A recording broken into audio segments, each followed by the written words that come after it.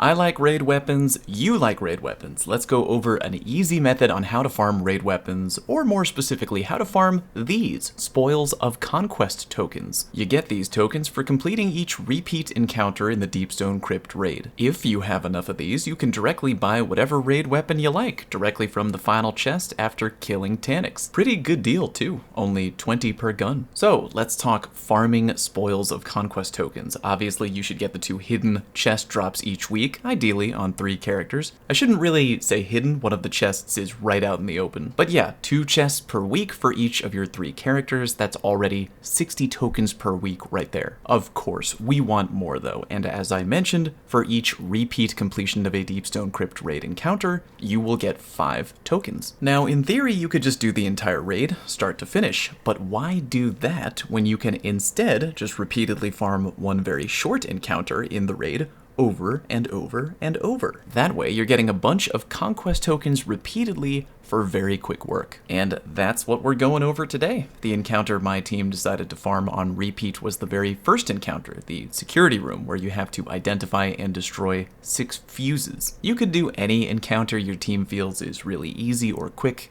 The one where you're crashing down to Europa comes to mind, but we really got into a rhythm with the first encounter. With just a few loadout changes, you can easily one-phase the 6 fuse encounter every time. I'm gonna show you how, and once we get into our rhythm, we were plowing through that encounter in under 2 minutes every time. Not bad, right? Oh, by the way, if you haven't tackled Deepstone Crypt at all yet and feel like maybe you can't beat it because you're not really a raider, nonsense. I put out a beginner's Deepstone Crypt raid guide, and plenty of people have already told me that not only did they beat it, but it was their team's first raid completion. Check the link in the video description. I promise you your team can beat Deepstone Crypt. Okay, moving on. I'm gonna assume that unless you're watching my beginner's guide right now, you already know the mechanics of Encounter 1. A few adjustments though to make things faster. With this farm, my team decided to go with 1 operator and only 1 scanner, rather than having a scanner for both the light room and the dark room.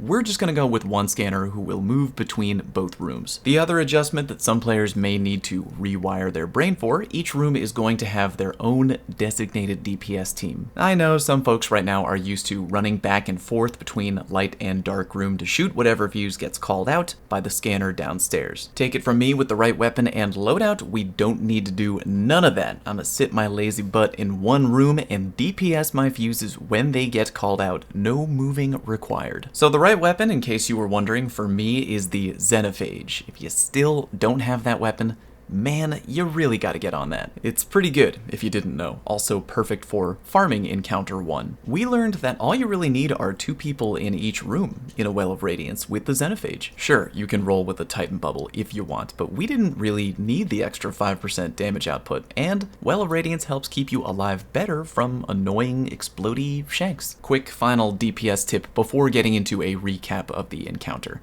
I see a lot of people dropping their well right up in front of the fuses for DPS phase. If you're rolling with Xeno, you can actually sit back a little bit further, meaning no running back and forth from one fuse to another like a madman. Just sit back and point and click. Even if you can't see the fuse directly, the explodey rounds from the Xenophage will damage the fuse, and you're golden. So drop that well back a little bit further, DPS while standing still with your buddy. Easy money. Again, if you can reliably one-phase the first encounter with any other weapon you're more comfortable with, be it Fourth Horseman, your favorite Slug Shotty, Long Shadow, whatever, you don't have to only use Xeno. But I love it because I'm extremely lazy. Alright, here's how our one-phase encounter is going to go. Pick your operator and your 1 upstairs scanner in advance. 4 players, including both the scanner and the operator, start in the dark room with 2 players over in the light room. Both light room players are their team's DPS team, so ideally both with Xeno and at least 1 warlock with a well. 2 players in the dark room who aren't operator or scanner should have a similar DPS loadout. Operator picks up the buff in the dark room, and in come the Fallen. When the Scanner Vandal comes out, shoot him and pick up the scanner buff. Operator, feel free to head to the basement door while waiting for your scanner buddy to do their job, but don't go downstairs just yet.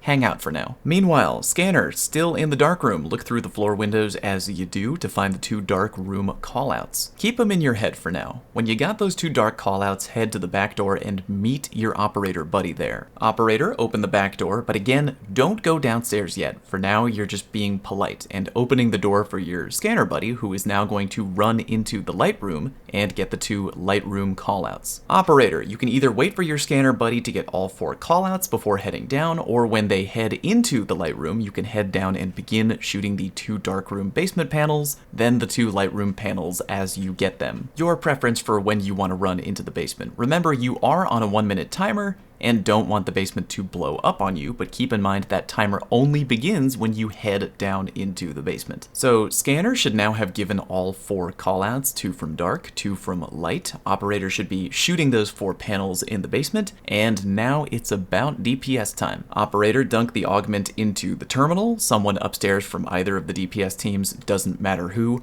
just go ahead and take that real quick so you can clear the terminal. Scanner, upstairs, dunk your augment into the terminal, and basement dude grabs the scanner to identify which fuses need to be shot in which order. DPS team, once you hear that your upstairs Scanner has dunked the augment into the terminal for the basement player to grab, now would probably be a good time to assume the DPS position and drop your Warlock Well or Titan Bubble. With the original Scanner still upstairs, yeah, 1 room will have 2 Guardians for DPS, and 1 room will have 3. Again, if your light level isn't really low, shouldn't matter that much. You can get it done with 2 players each side, no problem. Basement player, call out those fuses. Upstairs, DPS teams fire at each fuse that gets called out until it breaks. You know the drill. Remember, DPS teams, don't be running from room to room. Waste of time and energy. If one side completely finishes breaking their fuses, I guess then feel free to run from your room to the other room. Otherwise, just stay where you are. Break all 6 fuses and bingo, easy 1 phase. GG, no re. Actually, in this case, I guess it's more like GG,